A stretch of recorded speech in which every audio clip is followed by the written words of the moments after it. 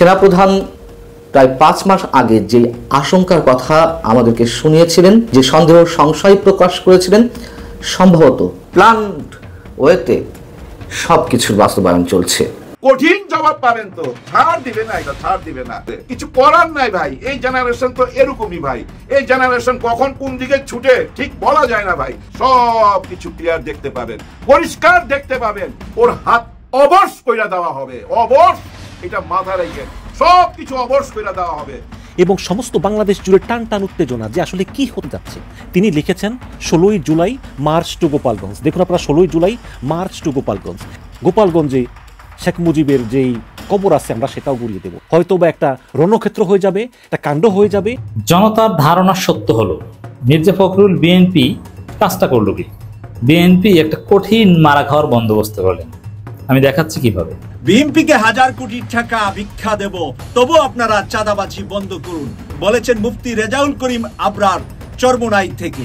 এই কথাটা বিএনপির জন্য অনেক বড় কথা বলে, অনেক বড় চ্যালেঞ্জ বলে আমি মনে করছি। এই যে চাঁদাবাজ ধরা হয়েছে, আমার যুবলীগকে তার জন্য তো পিটাই নামাইছি, দয়া করে আন মান দেখ আগে তোর চাঁদাবাজ আগে ছুটি। বাংলাদেশের জলসীমায় ঢুকে ইলিশ মাছ চুরি করছিল ভারতীয় 2 ট্রলার। 48 জন জেলে সহ এই 2 ট্রলারকে আটক করা হয়েছে, সাথে বিপুল পরিমাণ ইলিশ। দর্শক, বাংলাদেশ যে সত্যি স্বাধীন হয়েছে তার আরো একটি প্রমাণ আজ এসে পাওয়া গিয়েছে। দর্শক, এখন আপনারা প্রশ্ন করতেই পারেন, দেশে এত এত অরাজকতা চলছে, এই মুহূর্তে এসে আমি ঠিক কিভাবে বলছি যে দেশ আসলেই স্বাধীন হয়েছে? দর্শক, আমরা শেখ হাসিনার আমলে ঠিক কি দেখেছি? বাংলাদেশ কখনোই ভারতের চোখে চোখ রেখে কথা বলতে পারেনি এবং ভারতকে শুধু দিয়েই গিয়েছে। দর্শক, এখন প্রশ্ন করতে পারেন, ডক্টর মোহাম্মদ ইউনূসের সরকারও তো ভারতকে দেয়, যেমন কিছুদিন আগে আম পাঠিয়েছিল। দর্শক, আপনারা শুধু পাঠানোর খবরটি জানেন, কিন্তু ভারত যে পাল্টা কি পাঠিয়েছে সেটি এখনো হয়তো অনেকেই জানেন না। দর্শক, ভারতকে যখন ডক্টর মোহাম্মদ ইউনূস আম পাঠায় উপহার হিসাবে, ঠিক তারাও বাংলাদেশকে তাদের দেশের যে আনারস রয়েছে সেই আনারস কিন্তু পাঠায়। দর্শক, এখানে সমানে সমান বলা যেতে পারে। কিন্তু এই মুহূর্তে এসে বাংলাদেশের ভিতরে ঢুকে যখন ভারতীয় জেলেরা বাংলাদেশের ইলিশ মাছ চুরি করে শিকার করছিল, ঠিক সেই মুহূর্তে 34 জন জেলেকে বাংলাদেশ নৌবাহিনী কিন্তু গ্রেপ্তার করে। দর্শক, এরকম ঘটনা সাবেক প্রধানমন্ত্রী শেখ হাসিনার আমলে কিন্তু ঘটেনি বললেই চলে। এরই সাথে সাথে এই মুহূর্তে বাংলাদেশের রাজনীতি উত্তপ্ত হয়ে রয়েছে মার্চ টু গোপালগঞ্জ ঘোষণাকে কেন্দ্র করে।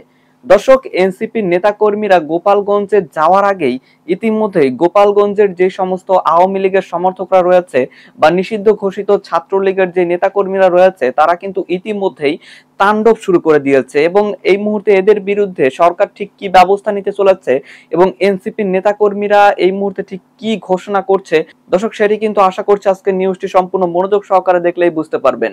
এমনকি এরই সাথে সাথে চরমোনাই পীরকে কেন্দ্র করে নানান ধরনের কটূক্তিমূলক স্লোগান কিন্তু দেয় বিএনপির যুবদল বা ছাত্র দলের নেতাকর্মীরা। দর্শক, পাল্টা প্রতিরোধ হিসাবে চরমোনাইয়ের পক্ষ থেকে এই মুহূর্তে বিএনপিকে উদ্দেশ্য করে এমন একটি বাক্য ছাড়া হয়েছে যেটি শুনলে যেমন হাসি পায়, ঠিক তেমনি এটার উত্তর দেওয়ার মতো ক্ষমতা আদৌ বিএনপির আছে কিনা সেটাও কিন্তু ভাববার বিষয়। তো দর্শক, আমি আর বেশি কথা বাড়াবো না। এই ভিডিও শুরুতে আপনাদের আরো যে ভিডিওগুলোর অংশবিশেষ দেখিয়ে শুরু করেছিলাম সেই ভিডিওগুলোর বিস্তারিত আলোচনা দেখাবো। তবে তার আগে বলি, যারা এখনো চ্যানেলটি সাবস্ক্রাইব করেননি সকলে চ্যানেলটি সাবস্ক্রাইব করে পাশে থাকা বেল আইকনটি বাজিয়ে দিবেন।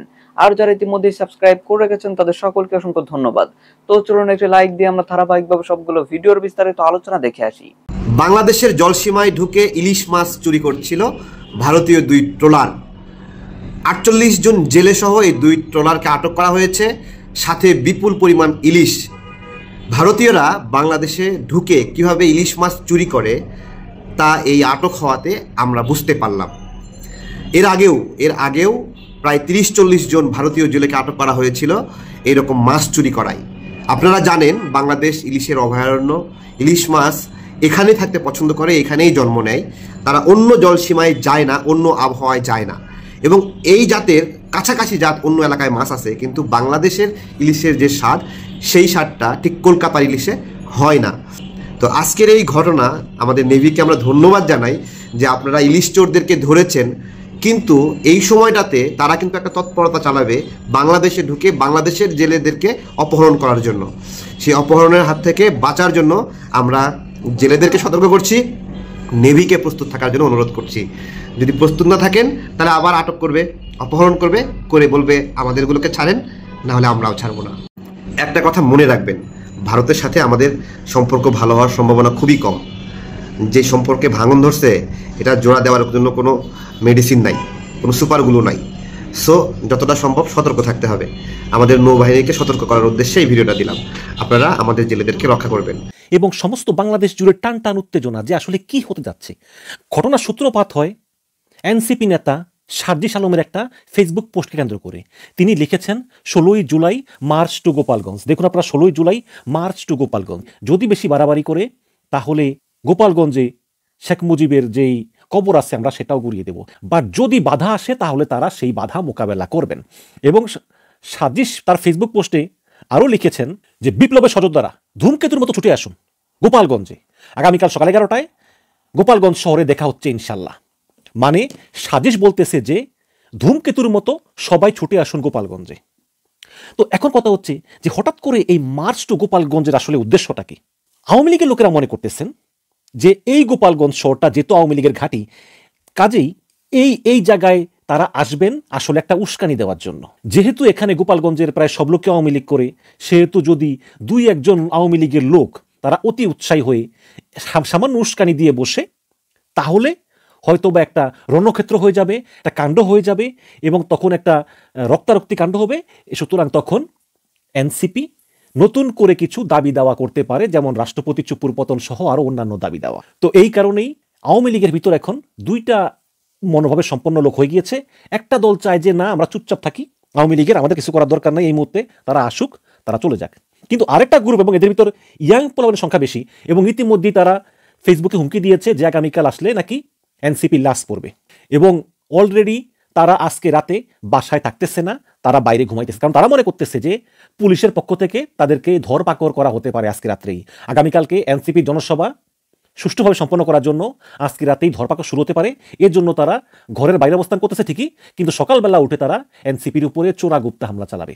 এবং যদি তাই হয় তাহলে কিন্তু পরিস্থিতি ভয়াবহ হবে, কারণ এনসিপিও কিন্তু বিভিন্ন জায়গা থেকে কিন্তু লোকজন নিয়ে আসতেছে, তারাও কিন্তু একা যাবে না, তারাও কিন্তু প্রচুর লোকবল সহকারী যাবে। এবং প্রশাসন, সেনাবাহিনী সবাই আগামীকাল গোপালগঞ্জে সর্বোচ্চ অবস্থায় থাকবে। এবং অনেকে আবার মনে করতেছেন যে ধানমন্ডি 32 নম্বর তো গুড়িয়ে গিয়েছে, তাহলে যদি আগামীকাল যদি সংঘর্ষ বেঁধে যায় তাহলে কি এনসিপি বা এনসিপির সঙ্গে জামাত ইসলাম বা অন্যান্যরা তারা রাগান্বিত হয়ে তারা কি বঙ্গবন্ধুর কবরে হামলা চালাতে পারে? দর্শক, যখন একটা গন্ডগোল বেঁধে যায়, যখন দুই পক্ষের ভিতর ভয়ানক সংঘর্ষ হয়, তখন যে কোনো কিছু ঘটতে পারে, অসম্ভব কিছুই না। কিন্তু আমি ব্যক্তিগতভাবে মনে করি যে একটা লোকের কবর পর্যন্ত যাওয়া কোনো মতেই ঠিক না। এটা মানবতা বিরোধী, এটা ইসলাম বিরোধীও। কিন্তু বাংলাদেশে তো এগুলো ঘটেছে না। বাংলাদেশে প্রথম কবর ভাঙার কাজ শুরু করেছে আওয়ামী লীগ। সাবেক ছাত্র লীগের সেক্রেটারি গোলাম রাব্বানী চট্টগ্রামে গিয়ে সালাউদ্দিন কাদের চৌধুরীর কবর ভাঙচুর করেছিল তো। দর্শক, গোপালগঞ্জ আসলে এই গোপালগঞ্জের মানুষ আওয়ামী লীগ করে, এবং তারা এখনো বিশ্বাস করে না যে শেখ হাসিনা কোনো খুন করতে পারে। তারা মনে করে শেখ হাসিনা এক সপ্তাহের ভিতরে ফিরে আসবে। এবং এইসব মানুষগুলো, এই যে শেখ হাসিনা 1,500 মানুষ খুন করে পালালো, তাদের ভিতরে বিন্দু মাত্র মানবতাবোধ নাই। তারা মনে করতেছে শেখ হাসিনা ঠিকই করেছে এবং শেখ হাসিনা আবার ফিরে আসবে, এবং এই এনসিপির প্ল্যানগুলো সন্ত্রাসী, এরা জঙ্গি, এদের কারণে দেশের এই অবস্থা। তো এইরকম লোক তো আছে গোপালগঞ্জে, আছে না? এনসিপি চাইবে যেভাবেই হোক একটা বিশাল বড় সফল সমাবেশ করে গোপালগঞ্জ থেকে নিরাপদে ফিরে আসা যায়, যাতে সে ব্যবস্থা করবে। আর আওয়ামী লীগ চাইবে যাতে এনসিপি গোপালগঞ্জে প্রবেশ করতে না পারে, আর যদি প্রবেশ করে তাহলে তাদের মোকাবেলা করতে হবে।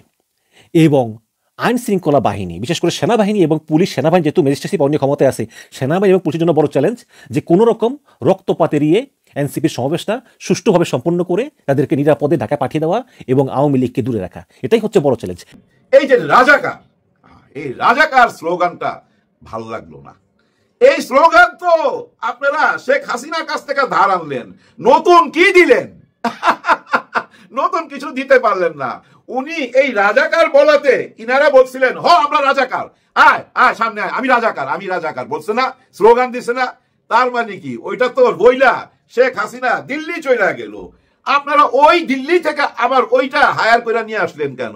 ওই একই স্লোগান, রাজাকার রাজাকার। রাজাকারদের আপনারা পিন্ডিতে পাঠায় দিবেন। পিন্ডি, ওই পাকিস্তান পিন্ডি, রাওয়ালপিন্ডি। হ্যাঁ, কিন্তু পাকিস্তানের রাজধানী তো রাওয়ালপিন্ডি না, ইসলামাবাদ পাকিস্তানের রাজধানী। পিন্ডি তো রাওয়ালপিন্ডি, ওই যে মনে করেন যে আমাদের চিটাগাং, ওরকম একটা জায়গার নাম রাওয়ালপিন্ডি। ওই রাওয়ালপিন্ডিতে রাজাকারদের পাঠায় দিবে। এখন ভাই একটা নতুন ব্যবসা করতে হবে। কারো যদি টাকা পয়সা থাকে, বিরাট বড় একটা জাহাজ কিনেন টাইটানিকের মতো।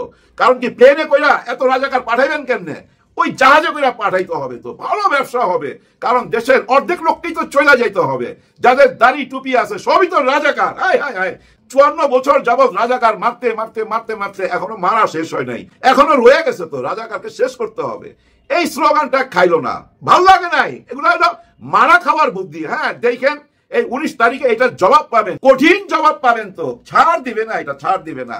ছাড় দিছে শেখ হাসিনাকে। চিন্তা করে দেখেন তো, পতন কখন থেকে শুরু হয়েছিল? রাজাকারের নাতি পুতি বলার পর থেকেই তো ওনারা বলছিল তুমি কে আমি কে, রাজাকার রাজাকার। আবার ওই স্লোগান সামনে চলে আসবে। তো আমি জানি না আপনাদের মধ্যে কি মেধাবী কেউ নাই, নতুন নতুন স্লোগান বাইর করেন। শেখ হাসিনা স্লোগান দিয়া কিচ্ছু করতে পারবেন না। শেখ হাসিনার মতো ক্ষমতাবান প্রধানমন্ত্রী পৃথিবীতে ভাই আর দুইটা খুঁজা পাবেন না। সেই শেখ হাসিনাই তো টিকলো না, তাদের কাছে টিকলো না। ওটা শেখ হাসিনা উনি নিজে বইলা দিছে তো যে জামাত শিবির, হ্যাঁ ছাত্র শিবির আর জামাত, এরাই হলো মেইন আমাকে তাড়াইছে এই দেশ থেকে। জামাত ছাত্র শিবির এই কথাটা উচ্চারণ করছে না, তার মানে কি উনি এই রাজাকারের নাতি পুতির কাছে মারা খায়া দিল্লি চলে গেছে। কিছু করার নাই ভাই, এই জেনারেশন তো এরকমই ভাই। এই জেনারেশন কখন কোন দিকে ছুটে ঠিক বলা যায় না ভাই। ওদের মন বুঝা চলতে হবে। আমাদের বয়স্কদের মুরব্বীদের উচিত তাদেরকে নিয়ে নতুন চিন্তা ভাবনা করা। ওই শেখ হাসিনার মতো পুরনো একটা কথা, ষড়যন্ত্র হচ্ছে মাঠে, ষড়যন্ত্র করতেছে ওই যে জামাত শিবির ছাত্র শিবির, ওরা হলো গিয়া জঙ্গি, ওরাই স্বাধীনতা বিরোধী। এই যে স্বাধীনতার পক্ষে আর বিপক্ষে এই রাজনীতি কইরা দেখেন কোথায় চলে গেছে। আপনারা আবার ওই রাজনীতি করবেন। কি কারণে রাজাকার বললেন এই সময়টা এসে? কে রাজাকার ভাই? আর রাজাকার যদি বইলা থাকেন, এই রাজাকাররাই তো এই যে দ্বিতীয় স্বাধীনতা এনে দিছে। আমরা তো গোলাম ছিলাম ভাই। হ্যাঁ, পার্শ্ববর্তী দেশের গোলাম ছিলাম। আমাদেরকে বানায় নিছিল কাস্টমার, 18 কোটি মানুষ কাস্টমার। আর ওরা এখানে দোকান খুলে বসছিল, ওই দোকানের কাস্টমার ছিলাম আমরা। 5ই আগস্টে আমরা ওই দাসত্বের জিনিসটা তো ছিঁড়া ফেলাইছি ভাই। এইটার কেউ জোড়া দিতে পারবেন না, যতই ঝালাই করার চেষ্টা করেন না, জোড়া লাগবে না। কারণ ডক্টর মোহাম্মদ ইউনূস স্যার যা বলার বইলা দিছে, উনিই তো প্রথম চোখে চোখ রেখা ওদের সঙ্গে কথা বইলা বুঝাই দিছে। কারণ উনি জানে, এবং আমরাও বুঝতে পারছি এখন যে আমরা 54 বছর দাস ছিলাম, 54 বছর আমরা গোলাম ছিলাম ভাই। এই গোলামির জিঞ্জির তো ছিঁড়ছি। কেন ছিলাম? একটা নতুন বাংলাদেশের জন্য, একটা নতুন বাংলাদেশ গড়ার জন্যই তো ভাই এই জুলাইতে রক্ত দিল ছাত্র জনতা। এই দেশের মানুষ শহীদ হলো কেন ভাই? এটা নতুন বাংলাদেশের জন্য তো, তাই না? এই যে 24,000 পঙ্গু হয়েছে কেন? আহত হইয়া ঘরে বসে আছে, চোখ হারাইছে, হাত হারাইছে, পা হারাইছে কেন? একটা নতুন বাংলাদেশের জন্য। আবার কোন স্বৈরা শাসক আসবে, সেটা কি চায় কেউ? কেউ চায় না। তার মানে কি দেশের মঙ্গল হবে কিভাবে, দেশটা ভালোর দিকে যাবে কিভাবে, সেই দিকে আসেন। এই যে আপনারা বারবার বলেন নির্বাচনের মাধ্যমে সরকার আসার সঙ্গে সঙ্গে এইসব হত্যাকাণ্ড বন্ধ হয়ে যাবে, চাঁদাবাজি বন্ধ হয়ে যাবে, রাহাজানি বন্ধ হয়ে যাবে, এইটা কোনো যুক্তি হইলো? এখন বন্ধ হয় না কেন? তার মানে কি আপনারা এখন বন্ধ করতেছেন না এই জন্য যে ফেলুর দেখাইতে চাচ্ছেন ডক্টর ইউনূস স্যারকে, যে উনি ফেলুর, উনি নির্বাচন দিচ্ছেন না তাড়াতাড়ি, যেন তাড়াতাড়ি নির্বাচন দিয়া দেয়, উনাকে ফেল দেখাইতে হবে বললেন কি এগুলা? নাইলে আপনারাই বলতেছেন যে নির্বাচিত সরকার আসলে সবকিছু ভালো হয়ে যাবে। মনে করেন না আপনারা চেয়ারই বসে আছেন, একটু ভালো করে আমাদেরকে দেখান। আমরা তো ভালোটা দেখতে চাই, আমাদের তো মাইন্ড চেঞ্জ হইতে হবে। গত 10 মাসে তো আমাদের মাইন্ড চেঞ্জ হয়ে গেছে, অন্যরকম মন মানসিকতা হয়ে গেছে। তো ভাই আপনারা বুঝতেছেন না, আপনারা ওই আগের জামানায় পড়ে আছেন। ওই যে শেখ হাসিনা যা বলতো তাই বলবেন, এখনো রাজাকার বলবেন, বিপক্ষে আর পক্ষে এই রাজনীতি করবেন। করতে পারবেন না, কিচ্ছু করতে পারবেন না। ওই অ্যাঙ্গেলে যায় কোনো উপকার পাবেন না, কোনো সফলতা পাবেন না। দেখেন দিন শেষে মারা খাওয়া যাবেন। হ্যাঁ, মারা খাওয়া আবার ভালগার অর্থে নিয়েন না, ওইটাই মাইর খাওয়ার মতো আর কি। মাইর খাওয়ার বড়টা মারা খাওয়া। ওই মারা খাওয়ার দরকার নাই স্বাধীনতার পক্ষে আর বিপক্ষে। এই রাজনীতি এই দেশে চলবে না, চালাইতে পারবেন না। চ্যালেঞ্জ করলাম আমি, চালাইতে পারবেন না। ওই যে বিদেশে তকমা লাগাইবেন এরা জঙ্গি, কাজ হবে না জানেন। এই যে শেখ হাসিনার বুলিটা আবার আপনারা বললেন, এতে কি আপনাদের কোনো লাভ হইলো? মানুষ তো বুঝা নিল, হায় হায় এরা দেখি আওয়ামী লীগের সুরে কথা বলে, আওয়ামী লীগের ভাষায় কথা বলে। এই যে আসতেছে 19 তারিখ, জামাতে ইসলাম যখন আসবে এই জবাবটা তো আপনাদেরকে দিবে। তারপরে কারা আসতেছে?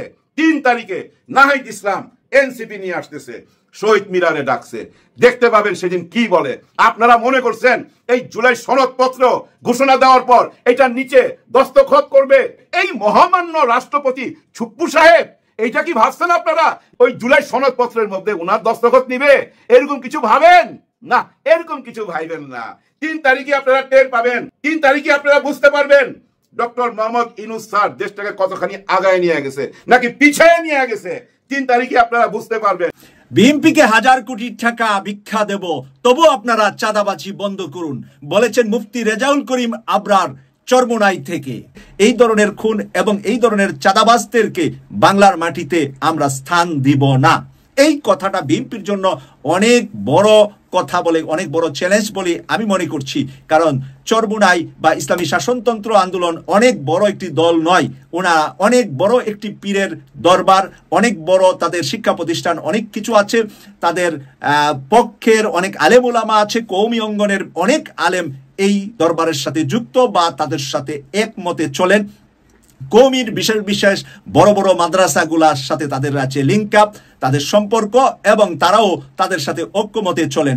বিভিন্ন সময় বিভিন্ন অনুষ্ঠানে আমরা কওমি অঙ্গনের বিশাল বিশাল আলেমদেরকে দেখতে পাই, চরমোনাই দরবার শরীফের মাহফিলে দেখতে পাই, চরমোনাই দরবার শরীফের সাথে যোগসাজ করে কার্যকলাপ বা রাজনৈতিক কর্মসূচি দিতে দেখতে পাই। প্রিয় দর্শক, সেই আলেম উলামাদের কিন্তু একটা বিশাল বাংলাদেশের মানুষের ভালোবাসা আছে, নমনীয়তা আছে, আন্তরিকতা আছে, শ্রদ্ধা আছে, রেসপেক্ট আছে।